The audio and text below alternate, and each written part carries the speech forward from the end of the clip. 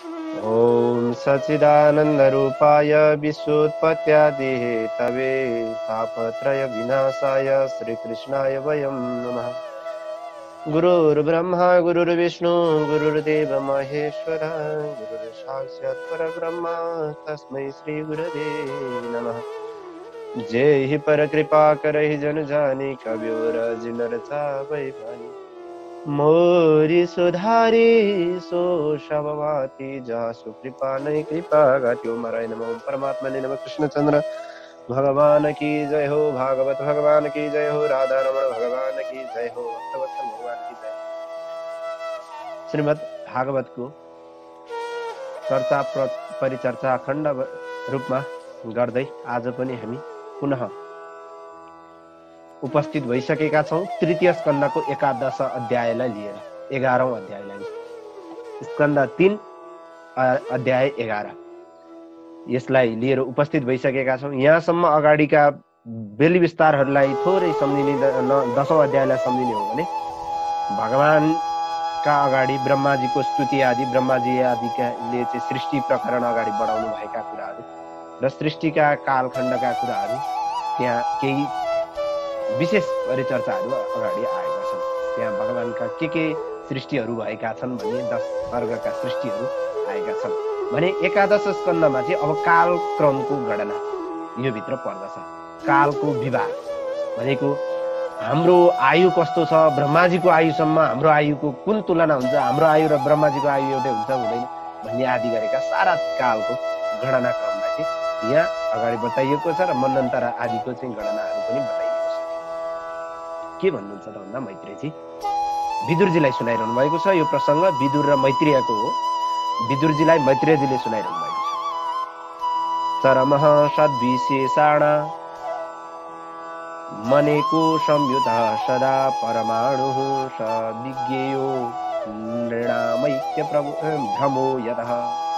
पृथ्वी आदिका सम्पूर्ण अंशहरूमध्ये समुदाय अवस्थामा प्राप्त नभएको भन्ने हो भने एकदमै सानो भन्दा सानो, जसको अर्को दोस्रो कुनै वस्तुसँग तुलना नहुने, एकदम त्यो नदेखिने, एकदम देख्न पनि नसकिने, अरूसँग तुलना नगर्ने संसारको सबैभन्दा सानो वस्तु भनेको परमाणु हो, जसको नाश पनि हुँदैन र यो पृथ्वी आदि कार्य, सृष्टि कार्य नाश हुँदा पनि रहिरहने अंशलाई परमाणु भनिन्छ। सबैभन्दा अन्तिम गणना क्रमको सबैभन्दा अन्तिम बिन्दुलाई परमाणु भनिन्छ हैन। परमाणु नदेखिन्छ, नबुझिन्छ, त्यो एकदमै सूक्ष्म हुन्छ, एकदमै सूक्ष्म हुन्छ। यसलाई मैले त हजुरलाई एउटा चार्ट पनि यहाँ प्रस्तुत गरिदिन्छु, देखाइदिन्छु, त्यहाँ अनुसार हेर्दै पढ्नु होला। यहाँ एउटा मैले चार्ट देखाएको छु हैन।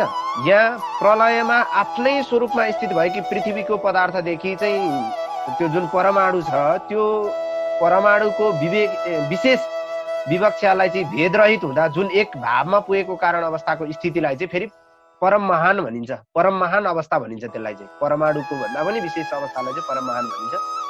त्यो कुरा छँदैन छ। यहाँ हामी परमाणुबाट मास्तिरको कालगणनालाई मात्रै लिनेछौँ। त्यसलाई यहाँ हामी थोरै दृष्टिपात गरौँ। यहाँ मैले स्क्रिनमा पनि सेयर गरेको छु र भागवत पनि हेर्दै गर्नु होला। यो स्क्रिनको कुरालाई पनि हेर्दै, विशेष गरी सबैभन्दा सानो एकदम सूक्ष्म अवस्था भनेको परमाणु हो। 2 परमाणुको एउटा अणु हुन्छ। 2 परमाणुको एउटा अणु हुन्छ। यो 2 अणुको फेरि एक त्रसरेणु हुन्छ। त्रसरेणु भनिन्छ। यो चाहिँ तपाईलाई यहाँ स्क्रिनमा देखाइरहँदाखेरि मैले तपाईलाई के पनि भनिदिन्छु भने काहीँ 2 अणुको भनेको छ भने काहीँ चाहिँ 3 अणुको भनेको छ। यो भागवतमा पल्टाएर हेर्ने भने यो 3 अणुको भनेको छ। यहाँ हेर्नुहोस् है, 5औं श्लोकमा 3 अणुको चाहिँ एउटा त्रसरेणु भन्छ, एक त्रसरेणु हुन्छ भनेको छ। हो, यो त्रसरेणु चाहिँ देख्न सकिन्छ, यसलाई चाहिँ अनुभूति गर्न सकिन्छ। कसरी भन्दा बिहानको समयमा झ्यालको छेउबाट छिर्ने सूर्यको किरणमा टल्किरहेको, आकाशतिर उडिरहेको जुन भाग देखिन्छ, सारा सुना धुलो, त्यो के तपाईले धुलो टकटकाए त झन् धेरै देखिन्छ, नटकटकाए पनि त्यो सूर्यको किरणमा अटोमेटिक देखिन्छ। ओ, त्यसलाई त्रसरेणु भनिन्छ। 3 त्रसरेणुको एक त्रुटि हुन्छ, जसलाई त्रुटि भनिन्छ। अनि 100 त्रुटि बराबरको 1 वेध हुन्छ, 3 वेधको 1 लव हुन्छ हैन, 3 वटा वेध बराबर 1 लव हुन्छ। यो बराबर हो है, सबैको बीचमा यो बराबर हो। यो मैले एउटा हजुरलाई बुझाउनको लागि मात्र यो चक्र रेडी यहाँ तयारी गरेको हो स्क्रिनमा, नत्र भने भागवतमा पनि हेर्दै गर्नु होला, फेरि यही चक्रमा हेरेर नभुल्नु होला। यो तपाईलाई नभए म पछि पनि पठाइदिनेछु। त्यसैगरी 3 लवको 1 निमेष हुन्छ, 3 लवको 1 निमेष हुन्छ, 3 निमेषको 1 क्षण हुन्छ, अनि 5 क्षण बराबर 1 काष्ठा हुन्छ। 15 काष्ठाको 1 लघु हुन्छ, अनि 15 लघुको 1 नाडी हुन्छ। नाडीलाई चाहिँ घडी पनि भनेर कसैले वर्णन गरेको पाइन्छ। अब यहाँ 9 श्लोकमा एउटा के विचार गर्नुहोस् भने हजुरले, मैले एकछिन स्क्रिनलाई स्टप गर्दै, 9 श्लोकमा के छ भने यो मापन चाहिँ कसरी गरियो त? यो मापन गर्ने तरिका चाहिँ के हो त भन्दा, यो मापन गर्ने एउटा तरिका छ, नाडी र नाडीलाई मापन गर्ने एउटा तरिका छ। 4 अङ्गुल लामो 4 मास सुनको तारले प्वाल पार्दा 6 पलाको तामाको एउटा भाँडोमा अथवा एउटा पाठीमा अथवा एउटा तामाको गहिरो भाँडामा, तामाको वेट भनेको कति भन्दा 6 पला, सुनको वेट कति भन्दा 4 मासा 4 मासा सुनको तौल, र त्यसको लम्बाइ कति भन्दा 4 अङ्गुल। यसले चाहिँ प्वाल पार्दा त्यो पानीमा, त्यो भाँडोमा पानी भर्दाखेरि त्यो समय, जति समयभित्र त्यो पानी भरिन्छ त्यो समयलाई, त्यो पानी भरिने समयलाई चाहिँ नाडीका अथवा घडी भनिन्छ। जुन अहिले हामी घडीको प्रसङ्गमा पुगेका छौँ। के अरे कति बराबर घडी हुन्छ भनेका छौँ हामीले? 15 लघुको 1 घडी भनेर भनेका छौँ हामीले। भने भन्दा नि भागवतमा त्यो भनिएको छ। 15 लघु बराबर चाहिँ 1 नाडीका अथवा 1 नाडी हुन्छ। 2 नाडीकाबाट 1 मुहुर्त बन्दछ। 1 मुहुर्त, 2 नाडीबाट 1 मुहुर्त बन्दछ। स्क्रिनमा पनि म पुनः देखाइदिन चाहन्छु हैन। यो मुहुर्त चाहिँ कस्तो हुन्छ भन्दा, मुहुर्त र घडी चाहिँ एउटै हो है। मैले अघि नै भन्दै थिएँ, सरी, म मुहुर्त र घडीको चाहिँ एउटै हो। अघि नै मैले केमा चाहिँ घडी एउटै भनेको थिएँ, काष्ठमा भनेको थिएँ क्या अरे। यो काष्ठमा होइन है, मुहुर्तमा चाहिँ घडी हो। मुहुर्त बराबर चाहिँ घडी हो। 1 मुहुर्त, यहाँ 1 मुहुर्त हुन्छ। यसै गरी यहाँ अब मुहुर्त पछाडि चाहिँ यहाँ चाहिँ अलिकति फरक उहरू आउँछ हैन। 4 यामहरू भनेर मुहुर्त, यहाँ चाहिँ प्रहर, क्या प्रहर, दिनको प्रहर भन्ने थाहा छ तपाईँलाई? दिनलाई चाहिँ 4 भाग लगाउने हो भने 1 प्रहर हुन्छ। 1 प्रहर, पहिलो प्रहर, दोस्रो प्रहर हुन्छ। त्यसै गरी रातको पनि त्यसै गरी प्रहर भन्दछ। यसरी चाहिँ 4 प्रहर, जसलाई चाहिँ यामहरू पनि भनिन्छ प्रहरलाई चाहिँ हो। त्यसरी 4 मिलेर 8 प्रहर मिल्यो भनेदेखि टोटल 24 घण्टा भन्दछ। यो चाहिँ 24 घण्टाको कुरो भयो। 30 मुहुर्त बराबर 1 दिन हुन्छ। 15 दिनको 1 पक्ष। यो सामान्य अब यहाँभन्दा मास्तिरको गणनाहरू हामीलाई लगभग अलिअलि थाहा पनि छ। 15 दिनको 1 पक्ष, 2 पक्षको 1 महिना हैन, 2 महिनाको 1 ऋतु, 3 ऋतुको 1 अयन, 2 अयनको 1 वर्ष, 360 वर्षको चाहिँ 1 दिव्य वर्ष। 2 अयनको 1 वर्ष, 360 वर्ष बराबर 1 दिव्य वर्ष। यहाँ ध्यान दिइरहनु, 360 वर्ष बराबर 1 दिव्य वर्ष। र तपाईलाई मैले एउटा यहाँ विशेष जानकारी के गराउँ भने, जस्तो हाम्रो 1 महिना बराबर पितृको 1 दिन हुन्छ भनेर कतै कतै पाइन्छ भने, कतै कतै चाहिँ हाम्रो 360 दिनको चाहिँ वर्षको दिन 360 दिनको चाहिँ 1 वर्ष बराबर चाहिँ पितृको 1 दिन हुन्छ भन्ने नि पाइन्छ। कतै कतै चाहिँ मास पनि पाइन्छ। यो दुईटै त्यो पुस्तक अनुसार, कालखण्डको भेद अनुसार चाहिँ त्यस्तो हुन जान्छ है। र 360 वर्ष बराबर चाहिँ 1 दिव्य वर्ष भयो। 12,000 दिव्य वर्षको 4 युग हुन्छ है। 4 युग भनेको 12,000 दिव्य वर्ष बराबर 4 युग भनेको सत्य, त्रेता, द्वापर, कली, यो 4 युग बराबर चाहिँ 12,000 दिव्य वर्षमा चाहिँ सिद्धिन्छ। 4 मानुष युग भनेको त्यो 4वटा मानुष युग बराबर चाहिँ 1 दिव्य युग हुन्छ। फेरि 1 दिव्य युग हैन। अनि 71 दिव्य युग बराबर मन्वन्तर, एउटा मन्वन्तर हुन्छ। एउटा मन्वन्तर, यस्ता मन्वन्तर चाहिँ कतिवटा छन् भन्दा 14वटा छन् हैन। यसरी चाहिँ 2000 दिव्य युगको बराबर 1 ब्रह्माको 1 दिन हुन्छ। 2000 दिव्य वर्ष बराबर यो चाहिँ काल गणनाक्रम यो हो। र यहाँ अर्को कुरा तपाईँलाई के बताउँ भने 71 मनुको चाहिँ जुन समय छ चतुर्युगी, 71 मनुले चाहिँ चतुर्युगी गर्दा पनि एउटै हिसाब आउँछ, ब्रह्माजीको 1 दिन हुन्छ हैन। यहाँ यही गणनाक्रमहरूलाई यहाँ बताउन खोजिएको छ। यहाँ आएका सबै श्लोकहरूले यही कुराहरूलाई चाहिँ बताइरहेको छ। ब्रह्माजीको आयुसम्मको कालगणना। ब्रह्माजीको रात्रि भएपछि ब्रह्माजी शयन गर्नुहुन्छ र बिहान उठेर सृष्टि सुरु गर्नुहुन्छ। बेलुका सायंकाल जुन हाम्रो सायंकालमा साँझ पर्यो भन्छौँ नि, हो त्यो ब्रह्माजीको चाहिँ साँझ पर्दाखेरि चाहिँ यो पृथ्वी प्रलयमा, पृथ्वी मात्र होइन एउटा ब्रह्माण्ड चाहिँ प्रलयमा जान्छ। 71 चतुर्युगी भन्छ। चतुर्युगी भनेको यहाँ सोमसोम कालम मनुर्भुक्ते साधिका हेक सप्तति मन्वन्तरेषु मनवस् द्वाभ्याम ऋषयः सुरा भवन्ति चैव युगपत् सूर्य सानुये सतान। यहाँ के भनिएको छ भने मनुले 71 चतुर्युगी बराबर भनौँ त्योभन्दा बढी समय चाहिँ मनुहरूको चाहिँ समय बराबर चाहिँ ब्रह्माजीको 1 हुन्छ। त्यसमा चाहिँ हरेक मन्वन्तरमा मनुहरू छुट्टै हुन्छन्, मनुवंशी राजाहरू छुट्टै हुन्छन्, सप्तर्षिहरू छुट्टै हुन्छन्, देवताहरू छुट्टा छुट्टै हुन्छन्, इन्द्र आदि देवताहरू सबै छुट्टै हुन्छन्, देवराजाहरू सबै हुन्छन्। इन्द्रको अधीनमा रहने सबै कुराहरू चाहिँ छुट्टा छुट्टै हुन्छ। हरेक मन्वन्तरमा छुट्टा छुट्टै हुन्छ। मैले जुन यो एष दैनन्दिन यसरी चाहिँ 3 लोकको रचना हुने ब्रह्माजीको चाहिँ दिनचर्या चाहिँ यसरी बित्छ। अब ब्रह्माजीको आयुले हाम्रो आयुसम्म हेर्ने हो भनेदेखि श्लोक भड्किरहनु भएको छ भने 24-25मा छौँ है हामी। श्लोकमा हेर्दै गर्नु होला। ब्रह्माजीको चाहिँ दैनिकी चाहिँ यसरी चल्छ भनेको प्रत्येक इन्द्र छुट्टै बनाउने, मन्वन्तर छुट्टै बनाउने, राजाहरू छुट्टै बनाउने। यो चाहिँ ब्रह्माजीको लागि खेल खेलाइया हो कि। बच्चाहरूले तपाईँलाई सामान्य तरिकाले भनिदिने हो भने बच्चाहरूले भाँडाकुटी खेल्छन् नि, यो हाम्रो ओछ्यान भन्छन्, कता के बनाइरह हुन्छन्, यो भाँडा पकाउने भन्छ, के ग्यास भन्छ, के भन्छ, चुलो भन्छ, अनेक थरी त्यो बच्चाहरूको चाहिँ खेलाइ हेर्नुपर्छ। त्यो माथिबाट के एउटा ठुलो मान्छेले बच्चाहरूको खेलाइ हेऱ्यो भने रमाइलो तरिकाले उनीहरू रमाइरहेका हुन्छन्। ब्रह्माजीको यो सृष्टि पनि त्यस्तै क्रमको हो। ब्रह्माजीले पनि त्यसै गरी उत्पत्ति गर्नुहुन्छ। प्रत्येक उसमा चाहिँ कर्मद्वारा चाहिँ पशु, मनुष्य, पितृ र देवताको समेत उत्पत्ति र भोग हुन्छ। प्रत्येक मन्वन्तरमा फरक हुन्छ। प्रत्येक मन्वन्तरमा सबै सृष्टि चाहिँ फरक हुन्छ। विभिन्न मन्वन्तरमा चाहिँ परमात्माले चाहिँ सत्वगुणद्वारा चाहिँ भगवानले पनि अनेक अवतार लिनुहुन्छ। यहाँ बुझिरहनुहोस्, प्रत्येक मन्वन्तरमा भगवानले पनि अनेक अवतार लिनुहुन्छ र त्यो पृथ्वीमा भएको कर्महरूलाई चाहिँ आफूले पनि साथ दिनुहुन्छ र कतिपय अवस्थामा आफैले दैत्यहरूको नाश गर्न, सज्जनहरूको रक्षा गर्न, धर्म आदिको स्थापना गर्न पनि अनेक अवतार लिएर चाहिँ संसार आदिको रक्षा गर्नुहुन्छ भनेर बताउँदै हुनुहुन्छ।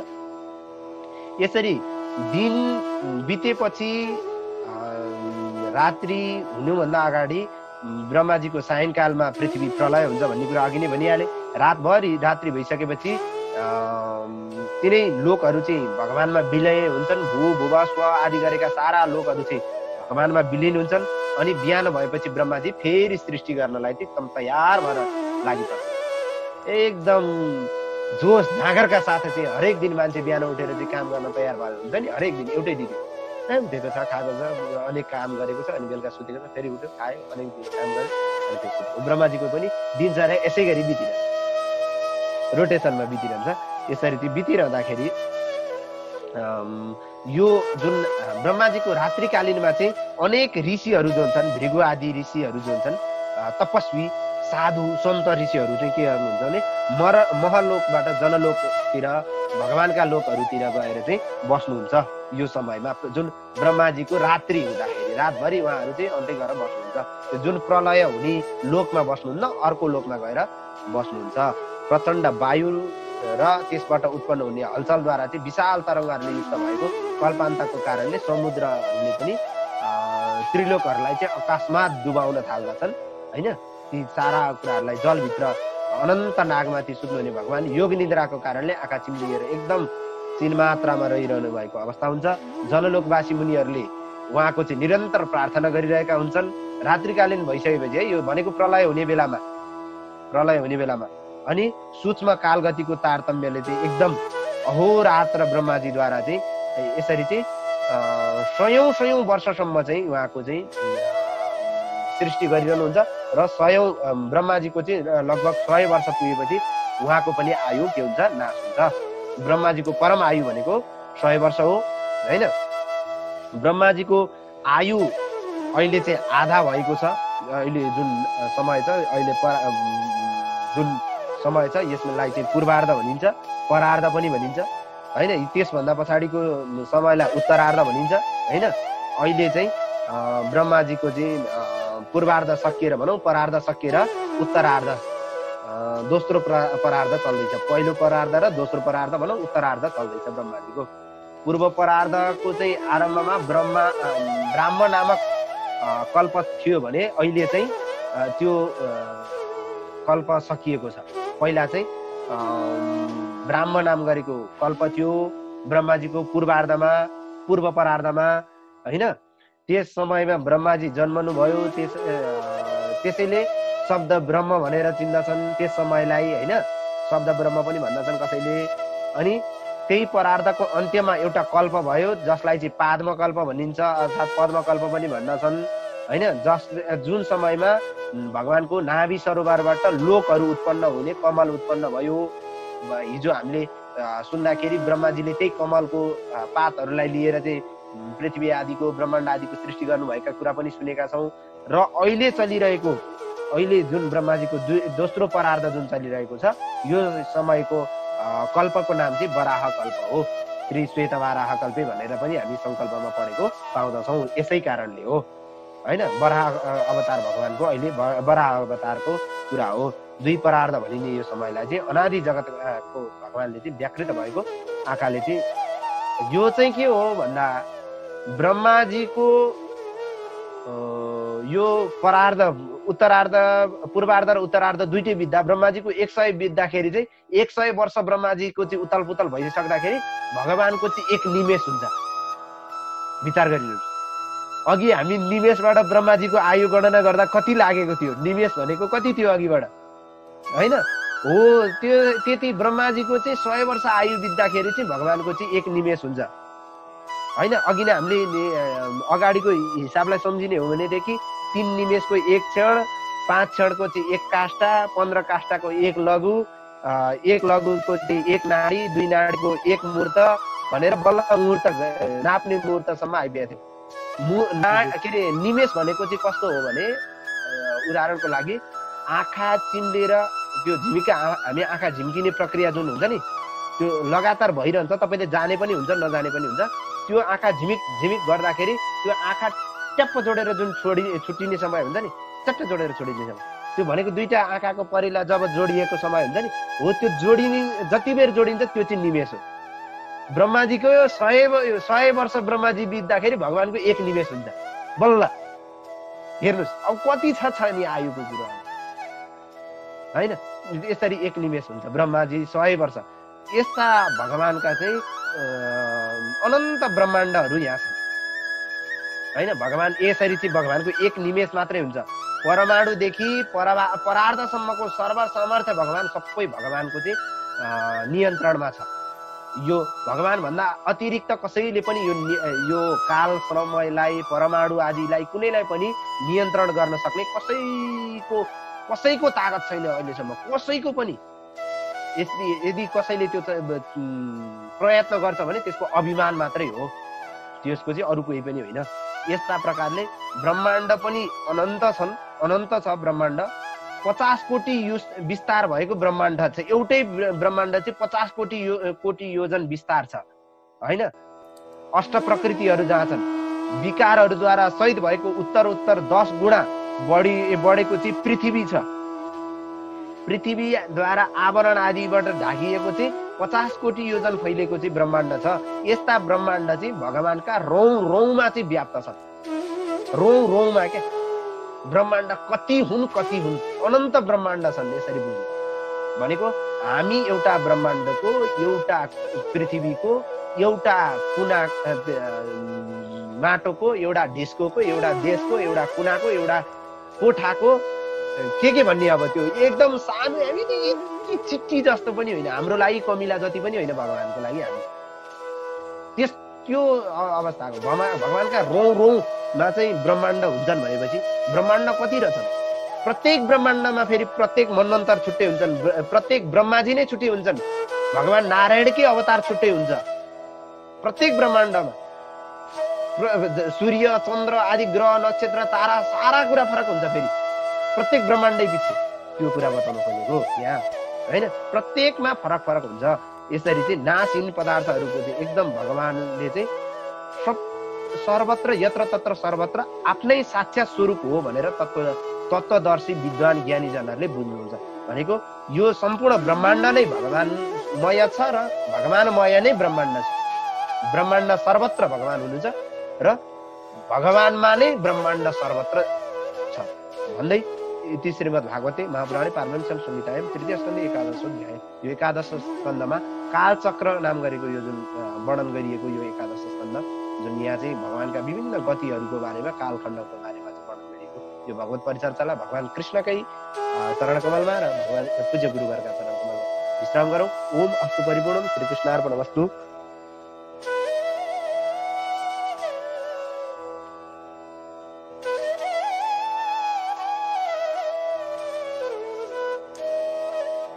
यस्तै भिडियोहरूको लागि हाम्रो च्यानललाई सब्स्क्राइब गर्नुहोस् र फर्स्टमा भिडियो हेर्नको लागि बेल आइकनलाई अन गर्नुहोस्।